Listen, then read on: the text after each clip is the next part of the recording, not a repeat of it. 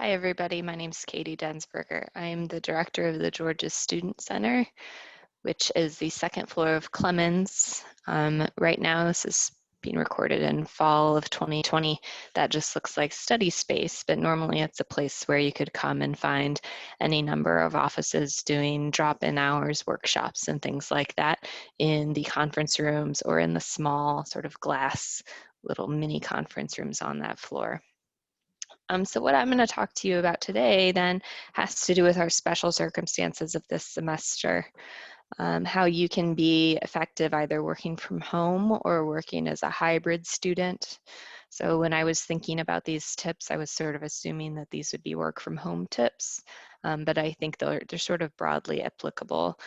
So no matter what your circumstances, if you have a mix of on grounds or in person, versus virtual classes, or you're entirely studenting from home, I think they'll be helpful. So I don't have slides, I'm just going to talk. So if you just want to listen to the audio, you won't be losing anything. I'm going to talk about a couple different things, kind of setting up your space, both like the physical space and sort of like the social, like kind of mental space for interacting with whoever else you might be living with right now. Planning your time, staying motivated, and how you can kind of maintain some sense of connection to grounds in this sort of strange circumstances of this year. So first, so setting up your physical space. We're about halfway into a semester at this point, so you might have already figured some of this out. Hopefully you'll still find a little bit of this helpful. So the physical space, what you need is a dedicated space. If you can't have like an actual physical, like a room or a corner of a room or a desk, right, you could still find a way to keep all your materials together. If you like to sort of change your scenery kind of frequently, this might actually make more sense, right? Just keep everything in a bag, in a backpack, whatever it is. So that when it's time to work, you don't have to hunt around and find your charger and find all the other little things. You just have you've got your sort of study go bag and you're all set. An important part of that, as you're probably appreciating, is something to manage the noise, whether it's noise canceling headphones or like what I have on now. These aren't noise canceling. It's actually a pretty cheap headset that I'm wearing, but it still helps me if there's sort of ambient noise. My dogs are barking like they might while I'm talking to you, or whatever else might be going on. It still helps me focus a little bit. Also, my speakers aren't great, so I can just hear other people better. And you might be noticing, I think, that my sound to other people is usually a lot clearer, so it can help other people hear you too if you get a headset. Otherwise, for just managing noise coming into your own ears, white noise machines, there's phone apps that do a great job. You know, you can be sitting next to a auditory babbling brook all day if you'd like, or stream instrumental music, something like that. Other ways to think about noise management, other than just like things you can put on your head and that kind of thing, is matching the use of the space to that of your housemates, right? Can you all agree to some hours that are sort of quiet work hours? Or do you need to work around each other's class schedules so you're not trying to work next to each other at the kitchen table, talking over each other, or whatever it might be? You could try to think of your house or your apartment as more of an office. Treat the kitchen as the office lunchroom. That's where conversations take place. And when you're in your own workspaces getting work done, that's like leave you alone to do stuff time. So that's sort of a couple things to get you started on thinking about how to set up your space. Socially, like how to like maintain those relationships with the other people that you live with, right? Can you have discussions in advance? I think this is really all about communication, right? Like if something, we're halfway into a semester, if something's just not working and it's driving you crazy, like don't let it come to a head. Sit down and have a conversation with folks about like, look, we're heading into it, like exams are about to start picking up. Like I really need some more quiet time around this, or you know, if you have an exam coming up and you know you're going to need a quiet evening or two, like just be communicative in advance. Come to some compromise. Is there time other people need to be out of the house, whatever it might be. Just communication is really, really what it's all about. Then Can you do something to communicate to each other during the course of the day, like visual indicators? Do you need a little like stop, I'm working right now sign? Do you need a little like, there's ways to be more lighthearted about it too, right? Like I have a little sign that says, I have no self-control. Please don't talk to me while I'm working or I won't stop talking to you. Right, so there's friendlier ways to handle it too. Another way you can think about this, if you have a problem with your living with family or with roommates, whomever it might be, and they have a habit of interrupting you when you really ought to be doing work and trying to get you to go do something that's not work in that moment, schedule time in advance with them to do those things. Like, look, we will have a Zoom game night on Friday, I promise. We will go for a walk and get coffee, whatever it is. Schedule that stuff in advance. That says to them that like you value your time with them and there will be a time to talk about it, right? They interrupt you, you can say like, oh, can we talk about that when we have our XYZ thing planned for later this week, right? So it's also, it kind of helps you like stay focused when you intended to be focused by scheduling the like fun time in advance. Other things to think about when it comes to planning your time. Plan around your most productive hours. If you're good at getting up in the morning and are just impatient to get to it, then plan on doing that, right? If you're kind of like find yourself in a lull usually in the afternoon and have trouble getting stuff done, then lean into that, right? Maybe that's when you can go spend some time outside, something like that. But whatever it might be, plan to get work done during your most productive hours. The more work you can get done during those hours, the less you'll have left over to do during times when you really don't want to be working. Figure out ways to institute some structure for yourself, right? Just like you need to come up with some structure for your space and with your interactions with your housemates or your roommates, you need some structure for your schedule.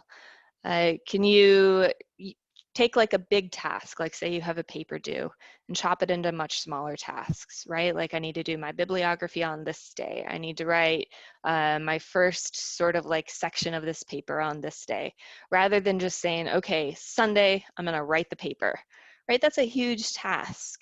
But if you can do it like bit by bit and then put it all together on Sunday or whatever your deadline day is, it becomes much more sort of approachable, much more manageable.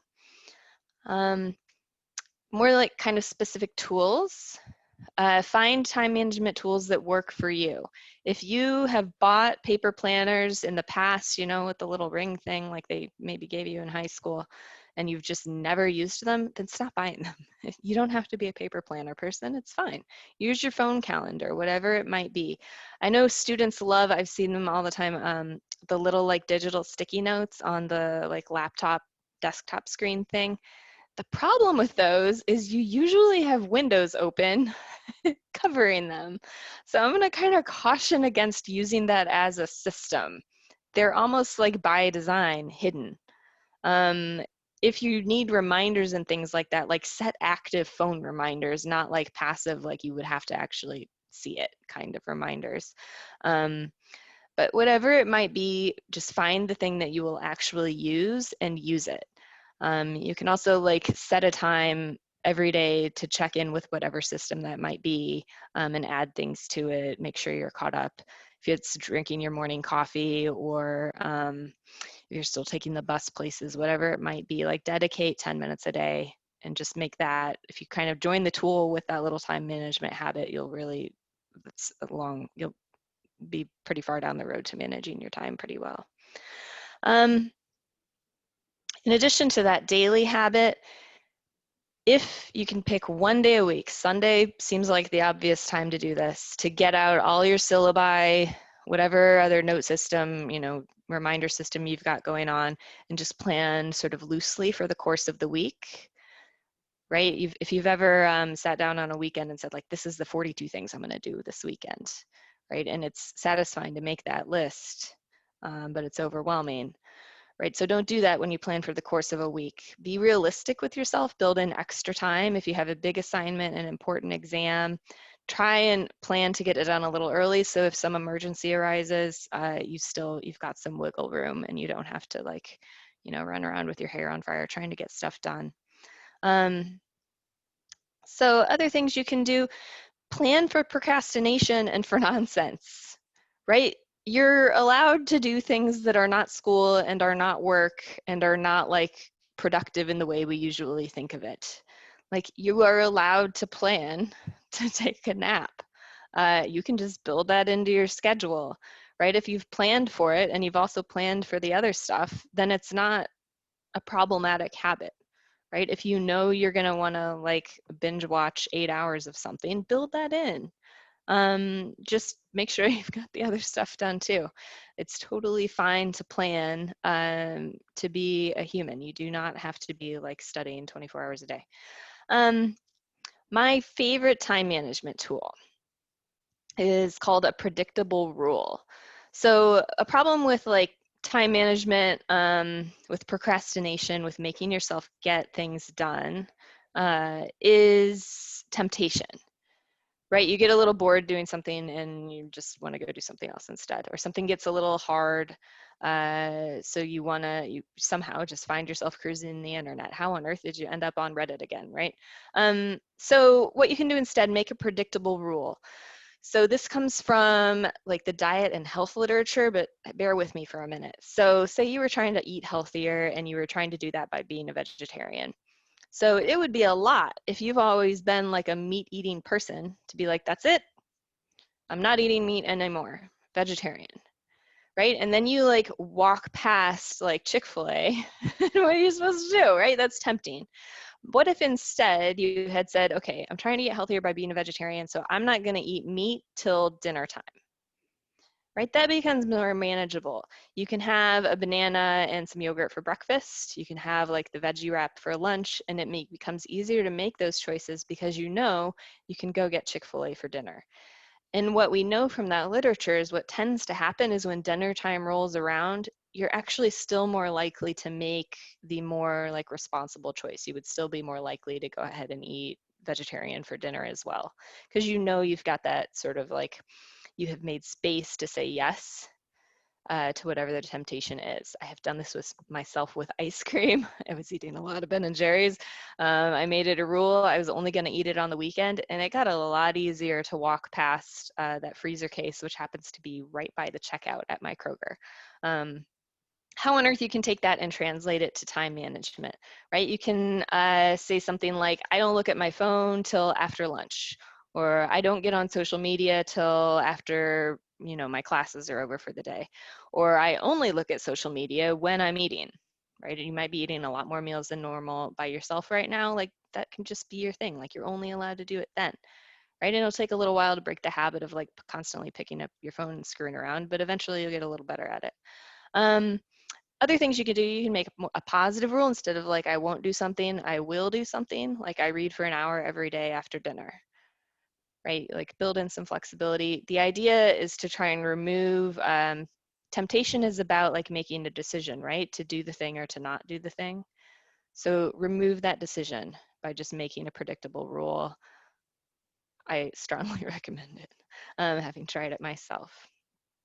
So to kind of change topics a little bit, I think something a lot of students are having, and all of us for that matter, are having trouble with right now is staying motivated, right? You don't have all those like normal signs of motivation. You're not around sort of the bustle on the sidewalks and people talking about exams on the buses, and just all those usual signals of student life and the energy that you usually see. You're not as caught up in it, right? You don't have those same kind of just visual and habitual, like day by day, like ties to what it means to be a student.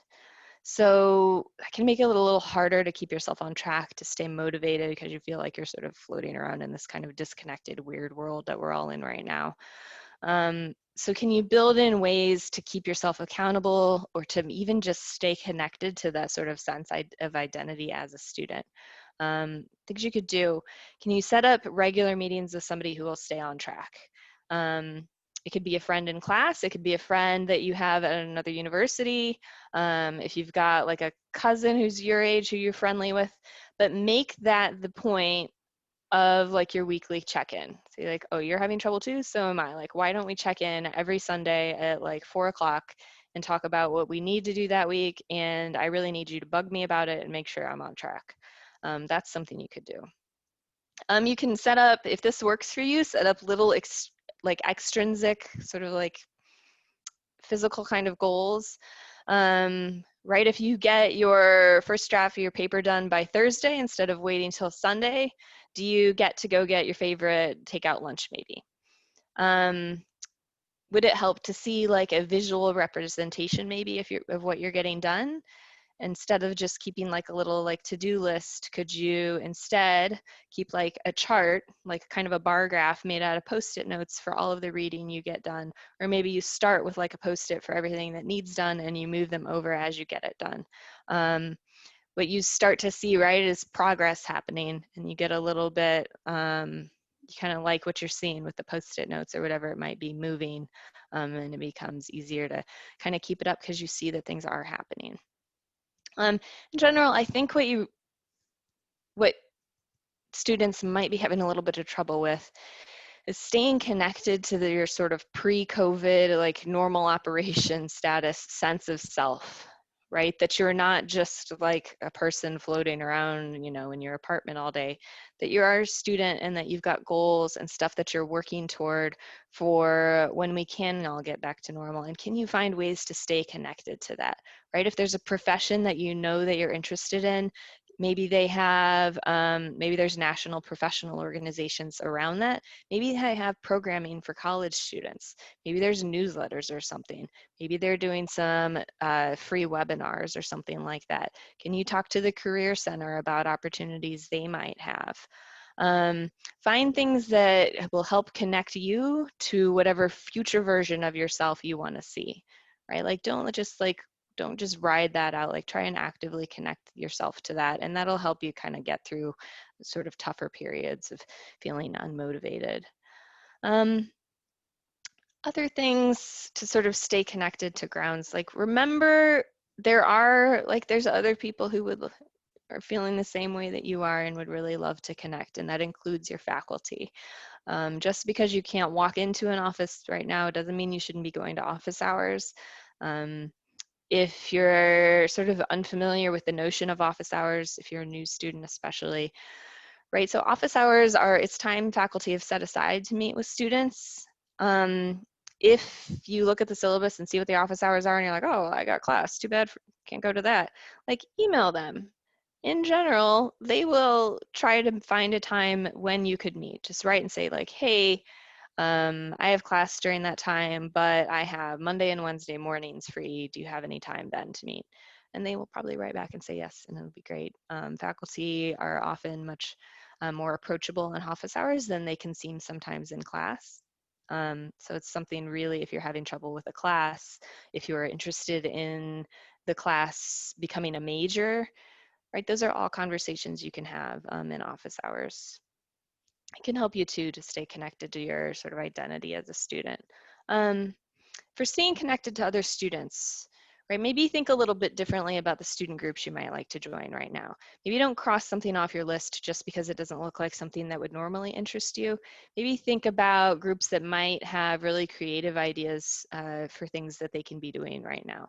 A lot of groups have moved most of their activities online, but some might be doing some really interesting creative stuff. Or maybe there are groups that are able to sort of do small group things outdoors. So look for groups that might be doing that rather than stuff that just like meets your usual definition of things that you're interested in.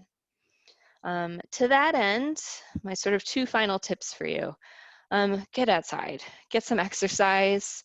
Endorphins and sunlight, they're all good things. We're heading into the winter. We're going to lose a little bit of daylight. I don't think that's going to help us feel great. So make sure that you're outside when you can be. We're in Virginia. It's not going to get that cold. Get out there. Go for a walk. Do it without your phone, or just set your ringer really loud and put your phone in your backpack and go. Right? That's something, again, you can schedule in, because doing that, like going for a half hour, an hour walk every day by yourself or with somebody, will help you feel so much more productive other times of the day that it's just you're kind of putting the time in the bank. It's not time lost. You're really going to gain it back.